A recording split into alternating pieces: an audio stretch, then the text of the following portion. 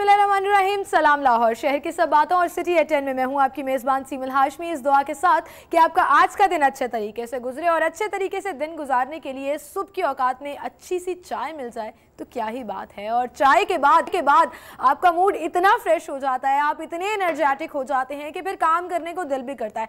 तो मैं ये सजेस्ट करूंगी कि सुबह उठते साथ ही अच्छी सी चाय पिएं, उसके बाद अपने काम का आगाज़ करें। अभी मौसम की सूरत हाल सबसे पहले आपको बताते चलें। सुबह 6 बजे के करीब दर्जा हरारत 10 डिग्री सेंटीग्रेड रिकॉर्ड किया गया, 9 बजे 12 डिग्री से और 12 बजे के करीब एक्सपेक्ट किया जा रहा है 18 डिग्री सेंटीग्रेड।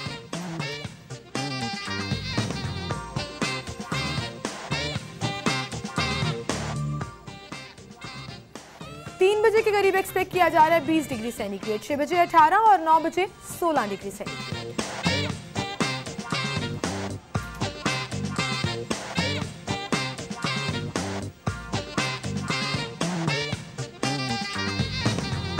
ये तो आपको सारे दिन के टेम्परेचर की सूरत हाल हमने बताई, लेकिन बाहर का नज़ारा कैसा है और अभी इस वक्त शहर के मौसम की सूरत हाल क्या है ये जानेंगे। साउथ बट हमारे साथ मौजूद हैं। साउथ बताइएगा इस वक्त लाहौर में दर्जा हरारत क्या है और बाहर का मौसम आप कैसा देख रहे हैं, क्या ठंडक का एहसास मौजूद है? मैंने तो ये भी सुना है क्योंकि मैं तो स्टूडियो में मौजूद हूँ, हल्की हल्की धूप भी निकली है। आप बताइएगा क्या अपडेट्स हैं। शहर के मौसम की बात करें तो इस वक्त लाहौर शहर का मौसम कदरे खुशगवार है और शहर पर हल्की धुंध छाई हुई है। इसके साथ सूरज भी शहर पर निकला हुआ है। महकमा मौसमियात के मुताबिक आज का दर्जा हरारत कम से कम 8 जबकि ज़्यादा से ज़्यादा 21 डिग्री सेंटीग्रेड तक रिकॉर्ड किया गया है। इसके अलावा हवा में नमी का तनासुब 80% है। महकमा मौसमियात का मज़ीद कहना है कि इस हफ़्ते में हल्की बूंदाबांदी के इम्कानात मुकम्मल तौर पर मौजूद हैं। उनका ये भी कहना है कि फरवरी के दूसरे हफ्ते से बारिशों का एक नया सिलसिला शहर पर शुरू हो जाएगा। इस वक्त जिलानी पार्क में लोग इस मौसम को खूब एंजॉय कर रहे हैं, कोई वॉक कर रहा है, कोई एक्सरसाइज कर रहा है और जो ये फरवरी का आगाज़ है, फरवरी का जो मौसम इतना खुशगवार है उसको खूब एंजॉय कर रहे हैं। जी बहुत शुक्रिया साउथ बट आपका। साउथ हमें सूरत हाल के हवाले से बता रहे थे और अब टुडेज इवेंट्स की तरफ चलेंगे और देखेंगे शहर लाहौर में आज कौन कौन से इवेंट्स हैं। जी सबसे पहले हमारे पास है लाहौर बुक फेयर होने जा रहा है एक्सपो सेंटर लाहौर में। और किताबों से दोस्ती किसको अच्छी नहीं लगती, और जब बुक फेयर हो तो ढेर किताबें और ढेर कलेक्शन आपको एक ही छत तले मिल रही होती है। तो ज़रूर जाइएगा एक्सपो सेंटर। टाइमिंग सुबह 9 बजे से रात 10 बजे तक है। और नेक्स्ट इवेंट है हमारे पास जी पंजाब गिलगित बल्तिस्तान फ्यूजन फेस्टिवल होने जा रहा है Alhamra arts council mall road Lahore में। और टाइमिंग है इसकी दोपहर 12 बजे से रात 11 बजे तक। First fusion festival of Punjab and Gilgit Baltistan, जिसमें म्यूजिक होगा, क्राफ्ट्स होंगे, डिफरेंट कुजीन्स होंगी पंजाब की भी और आपको टेस्ट मिलेगा गिलगित बल्तिस्तान का भी। अलहमरा आर्ट्स काउंसिल इसका अज़्म पाकिस्तान परेड का इनेकाद किया जा रहा है और एक दफ़ा फिर से सिटी 42 लाहौरियों के लिए बड़ी खुशखबरी लेकर आया है।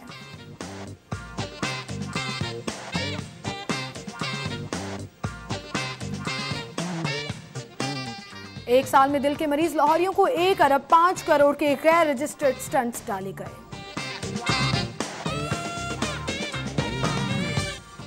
समनाबाद से यतीम खाना तक मुल्तान रोड 10 फरवरी तक बहाल करने की हदायत।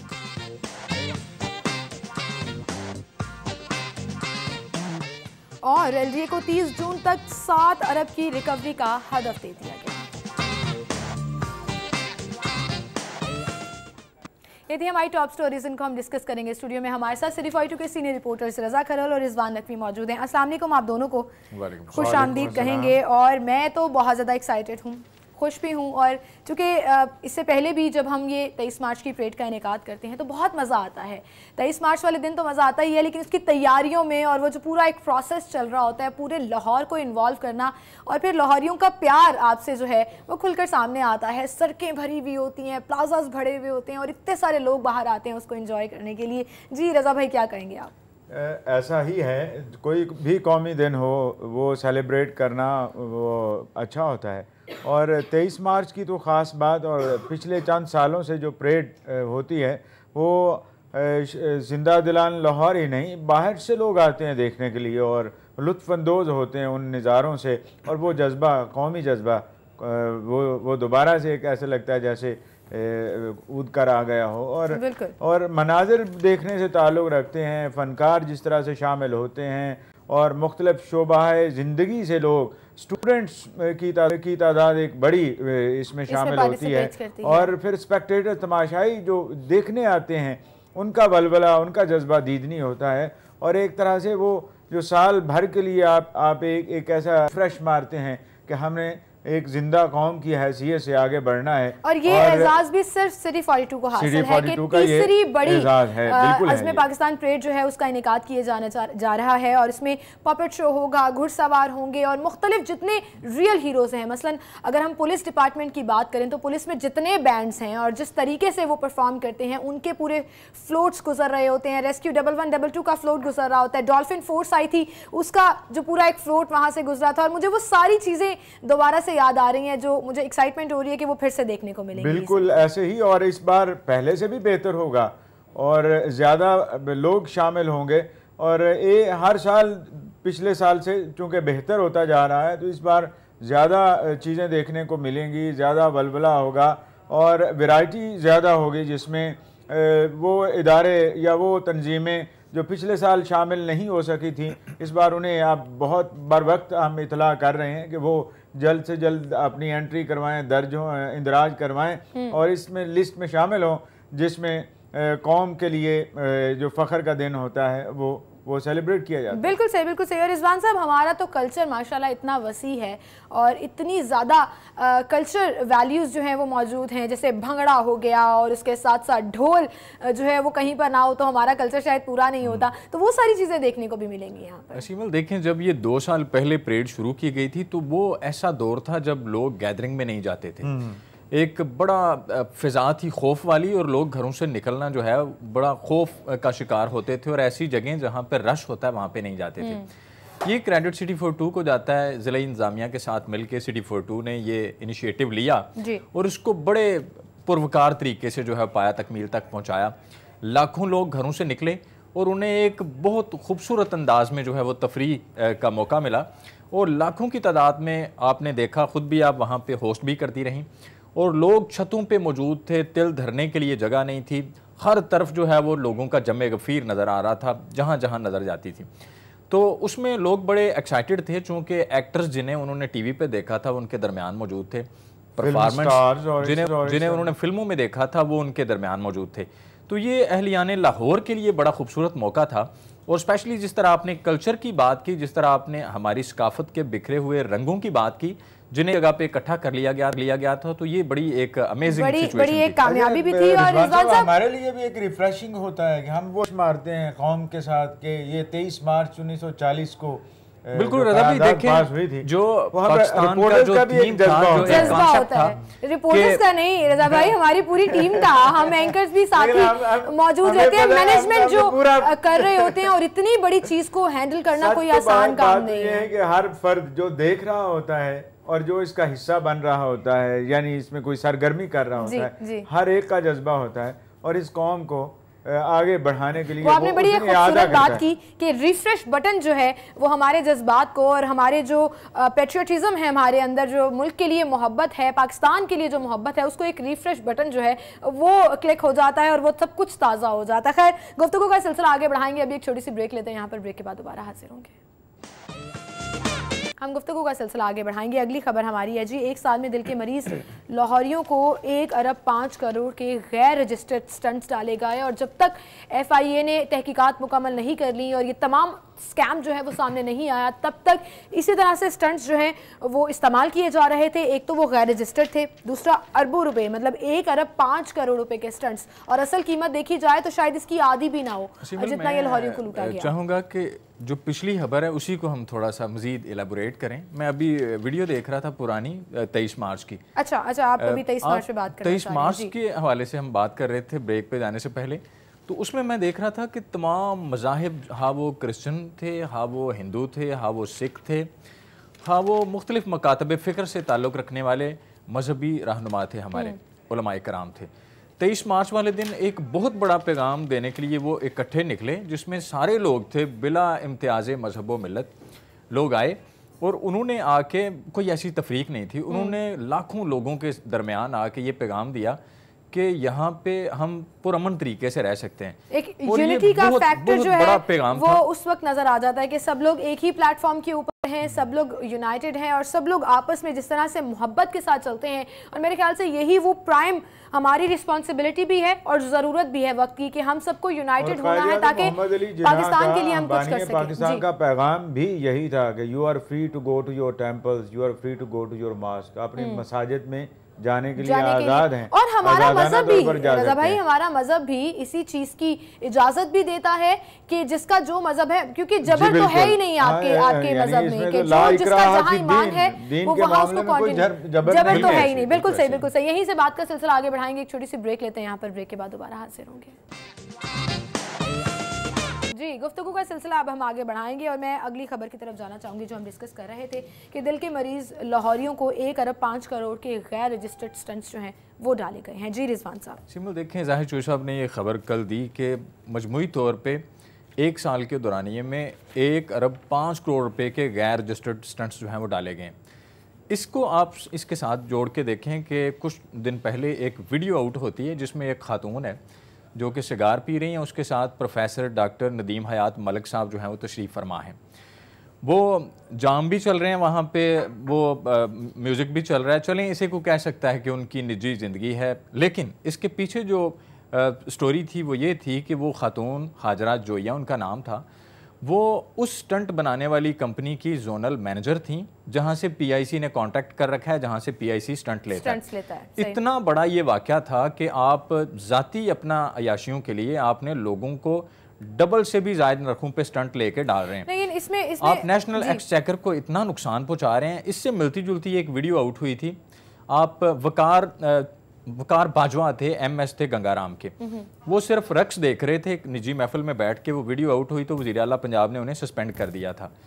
اس میں چونکہ یہ بڑے بااثر آدمی ہیں ندیم حیات ملک صاحب, ان کے خلاف کوئی کارروائی نہیں ہوئی اور اس سے پبلک جڑی ہوئی ہے کہ عوام کی صحت سے کھیلا جا رہا ہے. لوکل پرچیز میں مہنگی ادویات لے کے وہ غائب کر دیے گئے ہیں, جتنا ریکارڈ تھا وہ چھپا لیا گیا ہے. رضا بھائی آپ کیا کہیں گے اس پر؟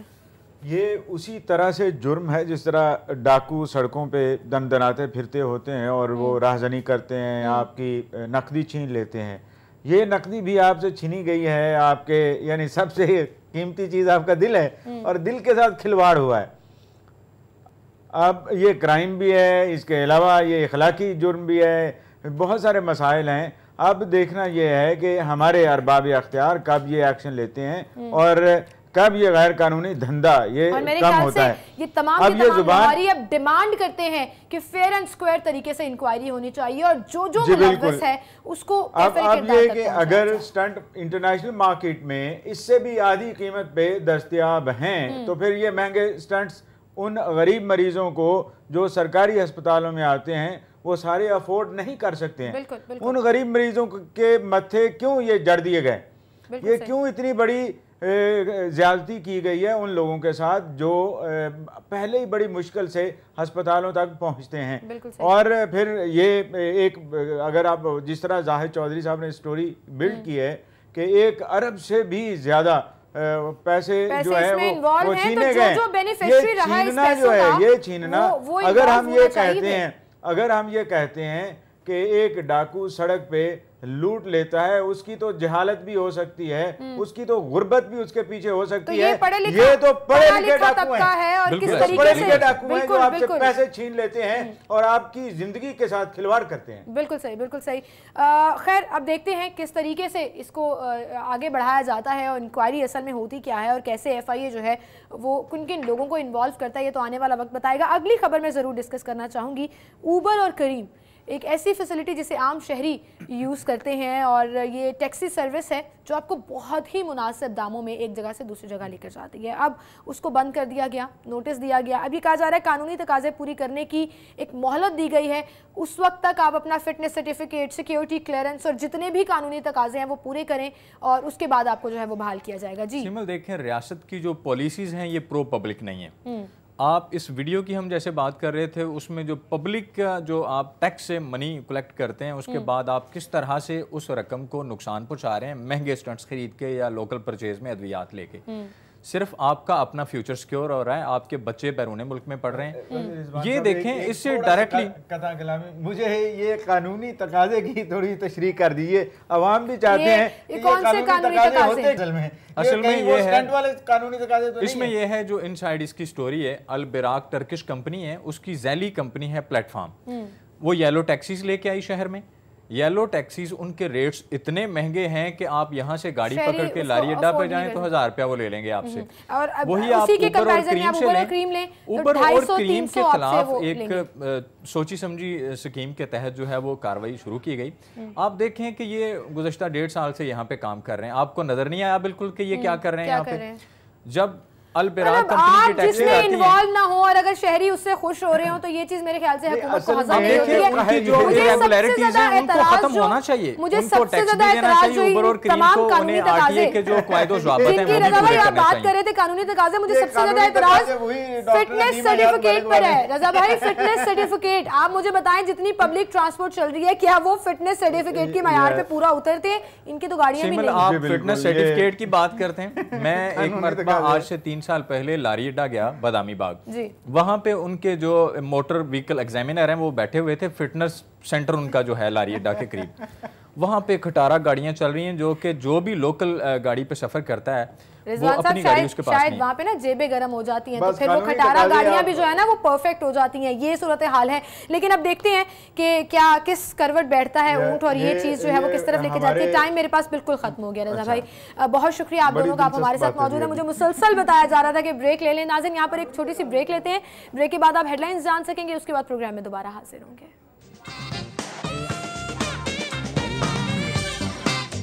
موجود ہیں جنہوں نے یہ غلط ثابت کر دیا جو لوگ کہتے ہیں کہ خواتین ہر کام نہیں کر سکتی. ہم ہر کام کر سکتے ہیں اور ہر چیز بہت اچھے طریقے سے باخوبی کر سکتے ہیں. اور ایک ایسی چیز جس میں میں بات کر رہی ہوں ویٹ لفٹنگ کی, جس میں کہا جاتا ہے کہ مردوں کی یہ فیلڈ ہے اور وہ اس چیز کو زیادہ بہتر انداز میں کر سکتے ہیں. لیکن جی نہیں, ایسا بالکل ممکن نہیں ہے. ہمارے ساتھ اس وقت اسٹوڈیو میں جو موجود ہیں وہ 3rd time national gold medallist ہیں. South Asia Games, Asian Games جو ہوئی اس میں بھی انہوں نے پارٹیسپیٹ کیا, 4th پوزیشن لی. چیمپئن شپس مختلف ہوتی رہتی ہیں اور اس میں یہ پارٹیسپیٹ کرتی ہیں اور ہمیشہ گولڈ میڈل یا کوئی پوزیشن حاصل کرنے کی کوشش کرتی ہیں. سنیہا غفور ہمارے ساتھ موجود ہیں, ان سے ہم بات کریں گے. السلام علیکم سنیہا, کیا حال چال ہے آپ کے؟ تھینک یو سو مچ کہ آپ تشریف لائیں. اور میں آپ کو یہ سلیوٹ جو ہے وہ ضرور پیش کروں گی کیونکہ بہت کم ہوتا ہے کہ لڑکیاں اس سائٹ پر آئیں. یہ کیا سوچ تھی آپ کی جو ویٹ لفٹنگ سائٹ پر آپ نے سوچا کہ چلو جی میں جاتی ہوں اور میں منوا کر دکھاؤں گی؟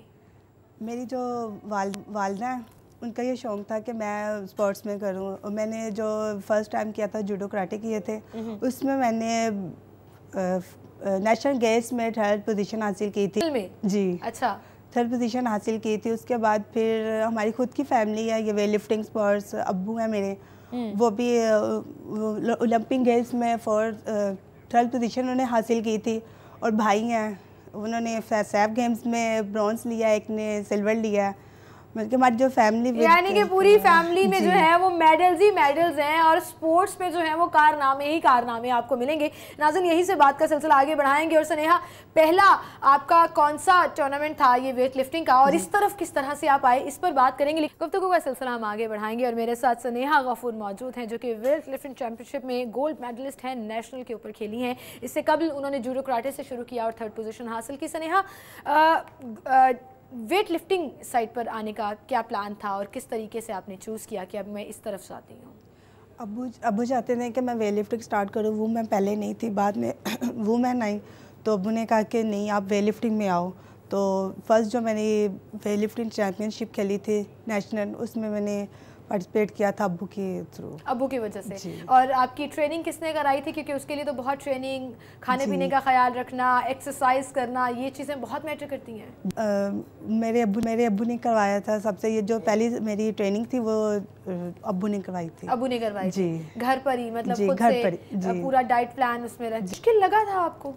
نہیں, تھوڑا سا لگا تھا, اتنا نہیں تھا لگا. تو آہستہ آہستہ پھر یہ نہیں لگا کہ اچھا میں تو لڑکی ہوں, اب میں اتنا زیادہ وزن کیسے اٹھاؤں گی, اور کیا کیا اس کے سٹیپس ہوتے ہیں تھوڑا سا بتائیے گا. اس میں سنیچ ہوتی ہے, ہاتھ کھول کے سنیچ لگتی ہے, اور کلین ہوتی ہے ہاتھ, وہ بند کر کے ہے. تو پھر ادھر شولڈر پہ لا کے پھر اوپر جرک کرتے ہیں, اس میں پاؤں کھولتے ہیں. پاؤں کھولتے ہیں. تو یہ مشکل لگا تھا, سب سے زیادہ مشکل کون سا اس میں سے؟ اس میں سنیچ مجھے مشکل لگتی ہے. ہاں, اس میں کیا ہوتا ہے؟ اس میں یہ کہ نیچے سے لے کے بالکل اوپر کی طرف جانا ہوتا ہے. ہاں, ایک دم نیچے سے اٹھا کے فل اوپر لے کر جانا ہوتا ہے. تو شروع تو آپ نے ظاہر ہے جیسے یہ جو ابھی ہم دکھا رہے ہیں اس کو آئی تھنک آپ کہہ رہے ہیں کہ نیچے سے فل زمین سے اٹھا کے یہ کلین اینڈ جرک ہے. جی. تو یہ کتنا ویٹ تھا یہ جو آپ نے اٹھایا تھا؟ یہ تھا 72. 72. آپ کا اپنا ویٹ کتنا ہے؟ 58. 58. مطلب 58 کی آپ ہو گیا, آپ نے 72 کا ویٹ اٹھا لیا. اتنا زیادہ مشکل نہیں لگا؟ نہیں, مجھے تو بہت ہلکا سا لگ رہا تھا ابھی تو. اچھا, اس سے بھی ہیوی آپ پریکٹس کرتے رہتے ہو؟ جی. کتنے گھنٹے دن میں پریکٹس کرتے ہو؟ 2-3 گھنٹے لگ جاتے ہیں ہم لوگ. اچھا, اور مطلب جسے کہتے ہیں نا فل فورس کے ساتھ وہ جمپ بھی ہو رہا ہے اور ہیوی چیزیں جو ہیں وہ آپ اس کے ساتھ کر رہے ہو سارا. تھک نہیں جاتے کبھی کبھی؟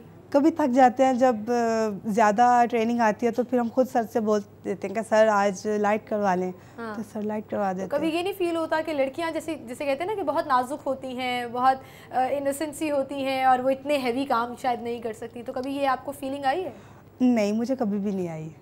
تو اکثر مجھے جو میں بھی بولتی ہوں نا سر سے کہ سر مجھے چھٹی چاہیے, سر کہتے ہیں آپ کی چھٹی نہیں ہے, باقی سب کی ہو جائے گی. اچھا, آپ نے چھٹی نہیں. وہ جسے کہتے ہیں نا جس نے سبق یاد کیا اس کو چھٹی نہیں ملتی ہے, اس کو اور یاد کرنے کو مل جاتا ہے, تو وہ میرے خیال سے صورتحال ہوتی ہے. اچھا, میکسیمم کتنا ویٹ اٹھایا آپ نے؟ میں نے 125. میں تو شاید اس کو ہلا کے ادھر بھی نہ کر سکوں, اور آپ نے اٹھا کے اس کو اوپر ہوا میں. دس از امیزنگ. میرے خیال سے یہ بڑی بات ہے. کھانے پینے میں کیا کھاتے ہو؟ ڈائٹ کا کیسے خیال رکھتے ہو؟ باقاعدہ اسکیجول ڈائٹ ملتی ہے؟ نو, جو گھر میں پکا ہوا ہے وہی, اسپیشل کچھ بھی نہیں. اور کچھ ایسا نہیں ہوتا کہ آپ کو ایکسٹرا پروٹینز لینے پڑ رہے ہیں, یا کچھ پروٹین شیکس پی رہے ہو, یا کچھ اس طرح سے انڈے 10-12 انڈے کھا رہے ہو؟ نہیں, میں بالکل ایسا نہیں کچھ لیتی. جو گھر میں ہے یہ تو پھر میرے خیال سے دس از امیزنگ. اور مجھے لگتا ہے مجھے بھی آپ سے تھوڑی ٹریننگ لینی چاہیے, تھوڑا اسٹیمنا بلٹ اپ ہو تاکہ میں بھی کچھ وزن اٹھا سکوں. Well Sneha, good luck for all the championships جو آگے آئیں گی, اور آپ جہاں جہاں پاکستان کو ریپرزینٹ کرو گے انٹرنیشنلی بھی نیشنلی بھی, اللہ تعالیٰ اس میں آپ کو کامیاب کرے, اور اس طرح محنت کرتے رہو اور پاکستان کا نام جو ہے وہ روشن کرتے رہو. دوسری جانب آپ کو بتائیں گے اس وقت میرے اسٹوڈیو میں S P investigation model town Kashif Aslam صاحب موجود ہیں. ان سے ہم بات کریں گے, اور ابھی ریسنٹلی یہ کورس مکمل کر کے دوبارہ واپس اپنی پوسٹنگ انہوں نے جوائن کی ہے. کورس کے حوالے سے کیا تھا, کیا کیا ٹریننگ ہوئی, اس پر بھی ہم بات کریں گے. السلام علیکم کاشف صاحب, کیا حال چال ہے؟ جی وعلیکم السلام. Thank you so much for coming.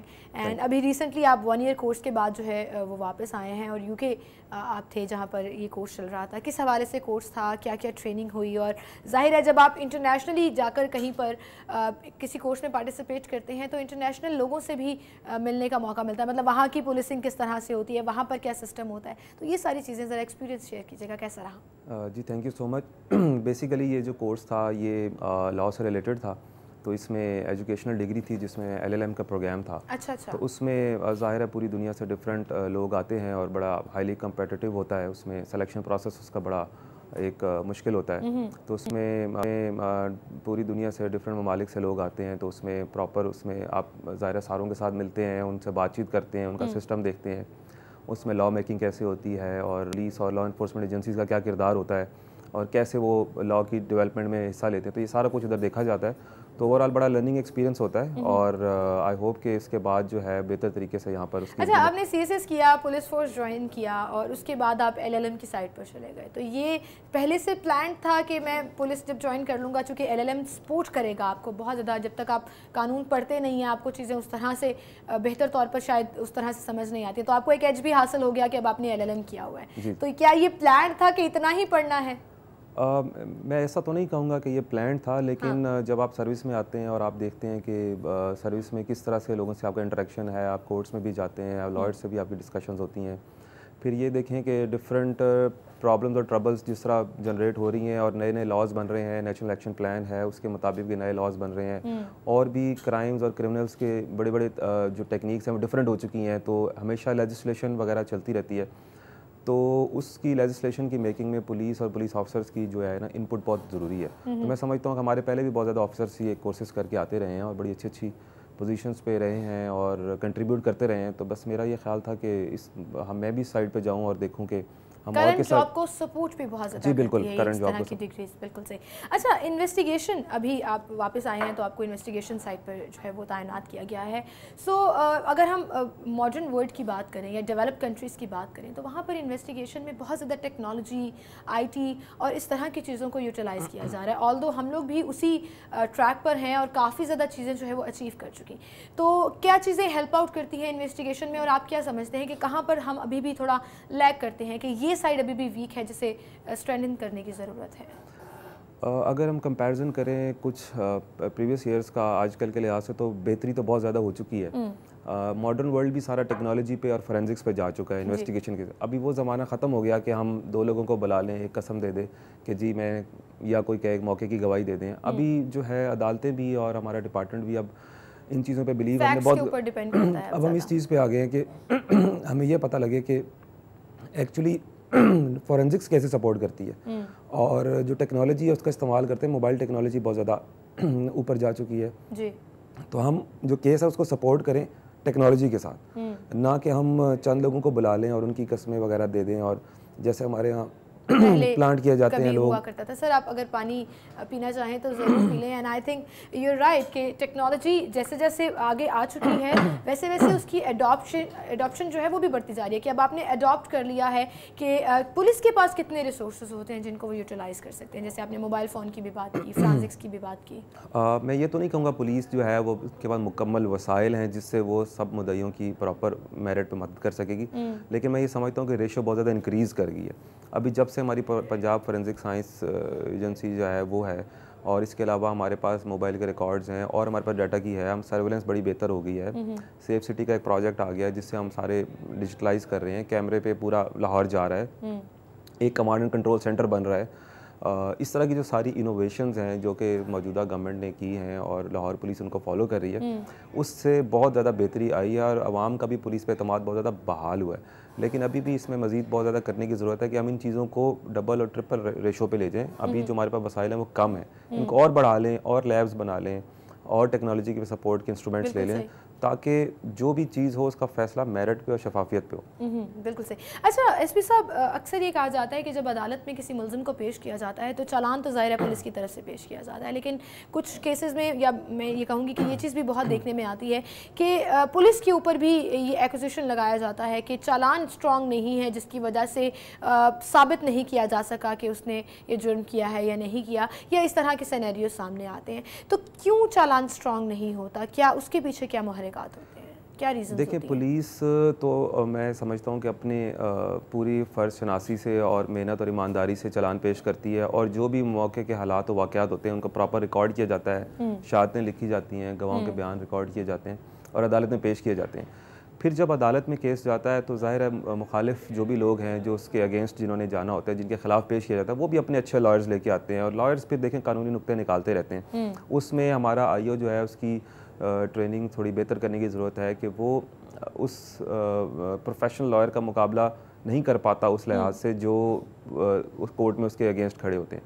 तो पुलिस की अपनी तरफ से तो रिकॉर्ड और सारी मामला मुनासिब होते हैं, लेकिन कई दफ़ा हो जाता है कि दलाइल की बेस पे या किसी कोई ना कोई कमी बेशी निकाल के वो इसका शक का फ़ायदा दे के मुल्ज़िम को फ़ायदा होता है। लेकिन ये है कि इंटेंशनली, या आप समझें कि अगर कोई जानबूझ के करता है या अपनी प्रोफेशनलिज्म की कमी की वजह से हो सकता है, लैक ऑफ ट्रेनिंग की वजह से हो सकता है, लेकिन नियतन ऐसा कभी किया नहीं जाता। और मैं नहीं समझता अगर नियतन कभी किया जाता हो तो ऐसे एहलकार को या ऐसे ऑफिसर को कोई सज़ा ना मिलती हो प्रॉपर इसका। लेकिन यहाँ पे आप देखें जैसे कोई भी कहीं पर क्राइम हुआ है और उस क्राइम सीन को सिक्योर करना बहुत ज़्यादा ज़रूरी है और वो इन्वेस्टिगेशन में हेल्प आउट भी करता है। यहाँ पर लोगों को ये सेंस भी नहीं है कि क्राइम सीन सिक्योर किस तरह से करना है। आम लोगों को तो चलें उनको तो अगर साइड पर भी कर दिया जाए, इवन पुलिस वालों की जानिब से भी इस चीज़ का ख्याल उस तरह से नहीं रखा जाता जैसे जनरली रखना चाहिए।